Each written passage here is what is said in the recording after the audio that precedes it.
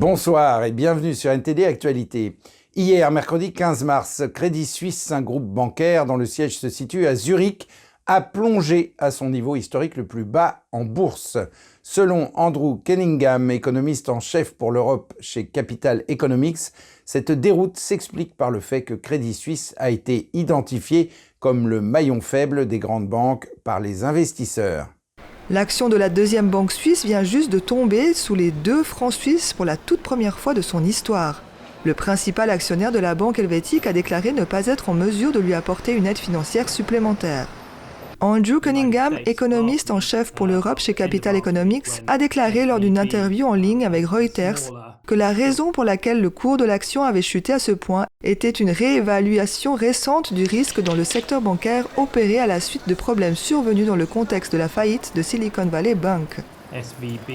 La SVB, la Silicon Valley Bank, une banque régionale plus petite mais tout de même assez importante aux États-Unis, s'est effondrée, ainsi que quelques autres banques. Une sorte de contagion a eu lieu, non pas parce que ces banques entretenaient un lien quelconque avec le Crédit Suisse, mais parce que le sentiment des investisseurs a changé. Les gens ont examiné les autres banques plus attentivement, et le Crédit Suisse est désormais considéré comme le maillon faible en quelque sorte. Crédit Suisse a dévissé de 24,24% à 6,97 francs, son plus bas niveau. Aux yeux d'Andrew Cunningham, le secteur financier mondial peut se permettre d'être particulièrement préoccupé par la situation. Il s'agit, sans aucun doute, d'une préoccupation beaucoup plus importante pour le secteur financier mondial que pour la SVB. C'est en partie lié au fait que le secteur mondial est plus grand. Son bilan est environ 2,5 fois plus important que celui de la SVB.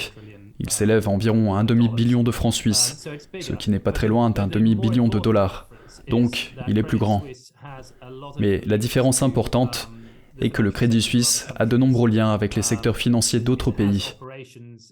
Il a donc des activités aux États-Unis, dans d'autres parties de l'Europe, et plus largement dans le monde entier.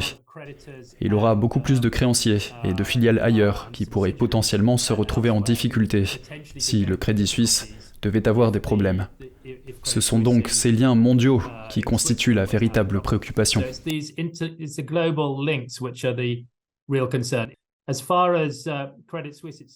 En ce qui concerne le Crédit Suisse lui-même, il est vraiment difficile de savoir de quelle façon il pourra se redresser. Il dispose d'une sorte de plan de restructuration qu'il espère mettre en œuvre, mais cela va prendre du temps, on parle de quelques années, plutôt que d'une solution qui permettrait de redresser la situation très rapidement. Il se peut donc que l'on s'achemine plus rapidement vers une sorte de restructuration, voire un sauvetage, impliquant soit les banques centrales, soit les gouvernements. À noter que dans une déclaration commune, le régulateur financier suisse FINMA et la banque centrale du pays ont cherché à apaiser les craintes des investisseurs en promettant une bouée de sauvetage en liquidité à Crédit Suisse dans un geste sans précédent de la part d'une banque centrale. Le Crédit Suisse s'est félicité de la déclaration de soutien de la Banque nationale suisse et de la FINMA.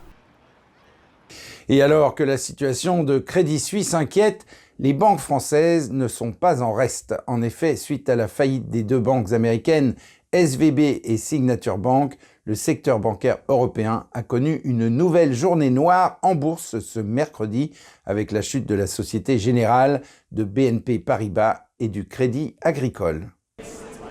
Mardi, les marchés bancaires semblaient s'être stabilisés suite aux mesures des autorités américaines et des assurances gouvernementales européennes sur la solidité du système bancaire.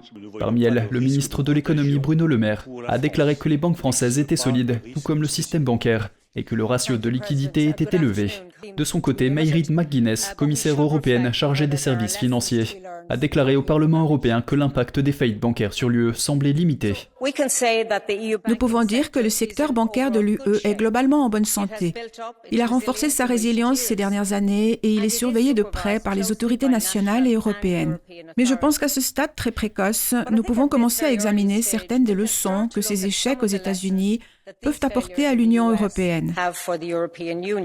Cependant, le jour même, le secteur bancaire européen subit une nouvelle déroute en bourse, notamment avec la chute de la Société Générale, de BNP Paribas et du Crédit Agricole.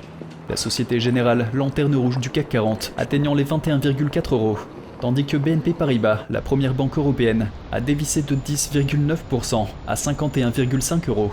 Quant à Crédit Agricole, elle a perdu près de 6% à 10,1 €. Selon l'agence Reuters, il s'agit du plus fort repli en séance depuis le 24 février 2022 pour la Société Générale et depuis le 16 mars 2020 pour BNP Paribas. Les deux titres ont même été brièvement suspendus dans la matinée, entraînant dans leur sillage l'indice phare de la Bourse de Paris qui a perdu 3,63%. Malgré les tentatives de différents dirigeants politiques pour apaiser le marché bancaire, cette nouvelle déroute des banques semble présager une situation plus volatile qu'annoncée. Et une partie de la falaise du Cap Fagnières en Normandie s'est effondrée dans l'océan en février. Le Centre national de planification environnementale a déclaré que cette perte, qui a eu lieu en une seule journée, correspondait à 100 ans d'érosion à un rythme normal. Voici à quoi ressemblait la falaise normande du Cap Fagnières il y a plusieurs dizaines d'années. Et voici à quoi elle ressemble aujourd'hui. Un segment de 40 sur 15 mètres a disparu le 22 février, dans le dernier épisode en date de l'érosion des falaises de cette petite ville française. Les habitants de Fécamp se disent choqués. On a entendu un gros boom et un tremblement de terre sous nos pieds. Vraiment, les fauteuils, tout, la télé, rien. Selon eux, cet incident est symbolique de l'accélération de l'érosion dans la région. Mais pourquoi les falaises normandes s'érodent-elles si rapidement ? Selon David Roussel, maire de Fécamp, les glissements de terrain sur la côte sont fréquents. Selon lui, la ville en a connu à elle seule 60 au cours de l'année 2022.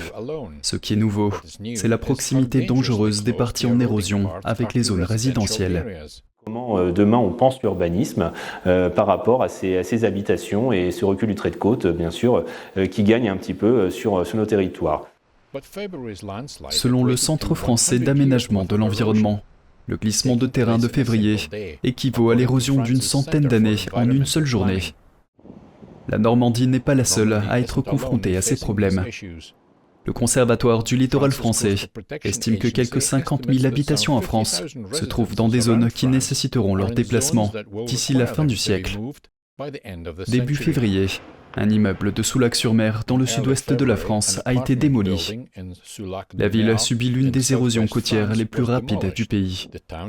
Les plages ont disparu à un rythme d'environ 2,5 mètres par an au cours des dernières décennies. Les autorités affirment qu'il s'agit d'un phénomène qu'elles ne peuvent tout simplement pas contrôler, alors qu'elles tentent de discuter de ce qu'il convient de faire. En ce qui concerne Fécamp, un périmètre de sécurité de 100 mètres a été établi autour de la falaise érodée. Les décombres qui l'entourent rappellent ce qui se trouvait autrefois à sa place. Et l'armée allemande souffre d'une pénurie d'armes et d'équipements. En effet, les stocks d'armes et d'équipements militaires n'ont cessé de diminuer au cours de l'année écoulée.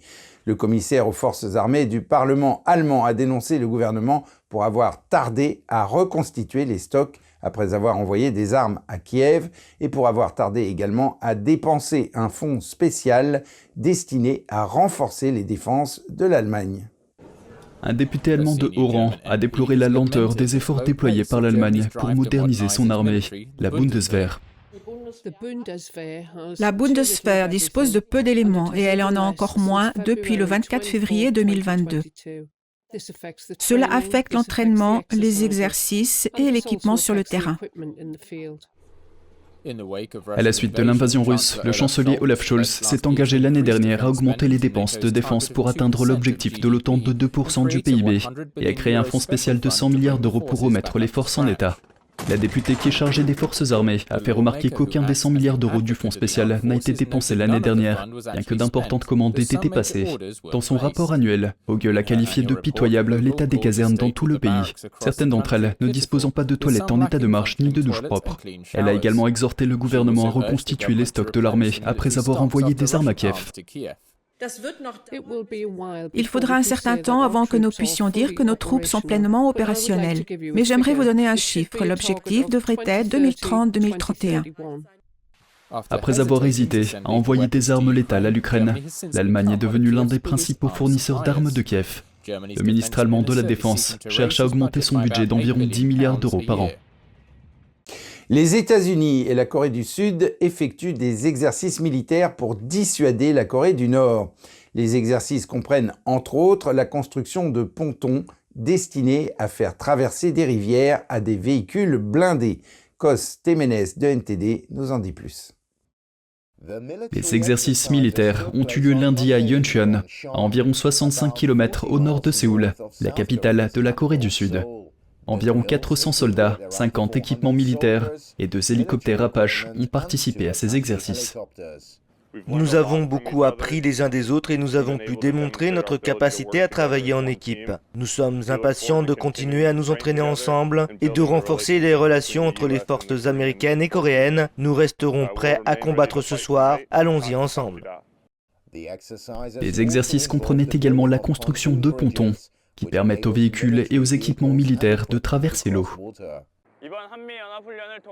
Avec cet exercice conjoint Corée-États-Unis, nous avons pu acquérir la confiance nécessaire dans les franchissements de rivières. Nous continuerons à établir une position opérationnelle ferme en nous entraînant encore et encore. Après un nombre record de tirs de missiles au cours de l'année écoulée, les Alliés affirment que ces exercices sont une étape nécessaire pour dissuader la Corée du Nord. Pour la première fois depuis 2017, la Corée du Nord craint une nouvelle détonation nucléaire. La Corée du Nord a condamné ces exercices conjoints. La télévision d'État KRT a rapporté lundi 13 mars que le régime avait procédé la veille à un tir d'essai de 2 missiles de croisière stratégiques à partir d'un sous-marin, juste au moment où les exercices militaires entre les États-Unis et la Corée du Sud devaient commencer. Cos Temenes, NTD Actualité. L'armée américaine affirme qu'un avion de chasse russe est entré en collision avec un drone militaire américain au-dessus de la mer Noire ce lundi. Les deux pays donnent chacun leur version de l'incident. Le Pentagone affirme qu'un avion de chasse russe Su-27 est entré en collision avec un drone américain MQ-9 lundi. L'incident s'est produit au-dessus de la mer Noire, près de la péninsule de Crimée. À environ 7h03, heure d'Europe centrale, l'un des Su-27 russes a heurté l'hélice du MQ-9, obligeant les forces américaines à abattre le MQ-9 dans les eaux internationales. Plusieurs fois avant la collision, le Su-27 a largué du carburant et a volé devant le MQ-9 de manière imprudente et non professionnelle. Le Pentagone a déclaré que le drone américain effectuait une mission de routine de renseignement, de surveillance et de reconnaissance. Il a souligné que les avions militaires américains surveillent régulièrement l'Europe pour renforcer la défense collective. Bien que les interceptions elles-mêmes ne soient pas rares, on souligne le fait que ce type de comportement de la part de ces pilotes russes soit inhabituel, malheureux et dangereux. Il ne semble pas y avoir eu de communication entre les deux avions avant leur collision. Le Pentagone a déclaré qu'il pensait que l'avion russe avait également été endommagé, mais qu'il avait pu atterrir. La Russie, quant à elle, a nié que son avion de chasse ait touché le drone américain ou qu'il ait utilisé des armes. Le ministère russe de la Défense a déclaré dans un communiqué que les avions de combat russes avaient intercepté le drone parce qu'il volait près de la Crimée. Ils ont affirmé que le drone américain avait violé les normes internationales en gardant ses transpondeurs éteints et que le drone s'était écrasé de lui-même à la suite d'une manœuvre brusque. Le département d'État américain a convoqué l'ambassadeur russe aux États-Unis à la suite de cet incident. Nous ne voulons pas de confrontation entre les États-Unis et la Fédération de Russie. Nous sommes en faveur de relations pragmatiques pour leur bien, dans l'intérêt des peuples des États-Unis et de la Fédération de Russie. Ni les États-Unis ni la Russie n'ont récupéré le drone en mer Noire. Il semble que ce soit la première fois depuis l'apogée de la guerre froide qu'un appareil américain est abattu à la suite d'une rencontre avec un avion de guerre russe. Même les aristocrates britanniques ressentent les effets du Brexit. Le propriétaire du château de Highclere, où a été tourné Downton Abbey, a déclaré qu'il avait dû cesser d'accueillir les mariages les plus importants faute de personnel. Leurs exportations vers l'Union européenne ont également diminué en raison de la bureaucratie. Le château de Highclere, principal lieu de tournage de la série télévisée à succès Downton Abbey, est confronté à une grave pénurie de personnel. Sa propriétaire, Lady Carnarvon, a déclaré qu'elle avait dû mettre en veilleuse l'activité principale du château, à savoir l'organisation de grands mariages. Nous avons cessé de proposer des mariages de taille importante à cause du Brexit, des conséquences du Brexit, des conséquences de l'impossibilité de disposer d'un pool de personnel dans lequel puiser pour nous aider à organiser les mariages. Les mariages représentaient 40% de l'activité globale à son apogée. Le château en accueillait environ 25 avec plus de 100 invités par saison. Les mariages d'une vingtaine d'invités sont toujours possibles, mais ils représentent une part beaucoup moins importante de l'activité. Lady Carnarvon a déclaré qu'elle avait l'habitude de faire travailler des étudiants de l'Union européenne inscrits à l'université en Grande-Bretagne pendant les mariages, mais qu'ils n'étaient plus disponibles. Nous ne pouvons pas les trouver lorsque nous nous rendons dans nos agences habituelles et que nous essayons de trouver des personnes. Elles ne sont pas là. Si nous en demandons 10, 3 se présenteront peut-être. Nous sommes allés dans toutes les universités locales. Il n'y a personne à qui nous n'avons pas demandé. Les revenus d'autres secteurs d'activité de Highclere ont également chuté. Sa boutique de cadeaux a cessé d'expédier des produits vers les pays de l'Union européenne en raison de l'augmentation des coûts d'envoi et des tracasseries administratives. D'autres activités commerciales du domaine de Highclere, telles que l'exportation d'aliments pour chevaux, ont également chuté en raison de l'augmentation des formalités administratives et des frais de justice. Nous sommes aujourd'hui pris dans un engrenage de paperasserie dans tous les domaines de notre activité. C'est un monde très difficile. C'est pourquoi nos recettes commerciales ont diminué, la TVA a baissé, les impôts ont baissé, alors que nous essayons tous de continuer à fonctionner. En même temps, elle est optimiste quant aux nouvelles sources de revenus. Lady Carnarvon a déclaré que le gin du château de Highclere gagnait du terrain aux États-Unis. Elle s'attend à ce que Highclere atteigne tout juste le seuil de rentabilité cette année, alors qu'il était rentable avant le Brexit et la pandémie. Des Australiens adoptent des chevaux sauvages pour mettre fin aux accidents de la route. Un certain nombre de ces chevaux sont heurtés par des voitures et les autorités cherchent donc des personnes capables de les accueillir. Andrew Thomas de NTD nous en dit plus sur cette belle initiative. Ces chevaux sauvages australiens sont également connus sous le nom de Brumbies. Ils ont été capturés dans un enclos au fond des bois, à l'écart d'une route très fréquentée. Pour les conducteurs locaux, le risque de heurter les animaux est élevé. Il est inévitable que quelqu'un soit tué si des chevaux circulent sur ces routes. Il y a environ 3000 Brumbies dans la région. Plus la population augmente, plus les accidents de la route se multiplient. Ils augmentent plus vite qu'ils ne sont éliminés.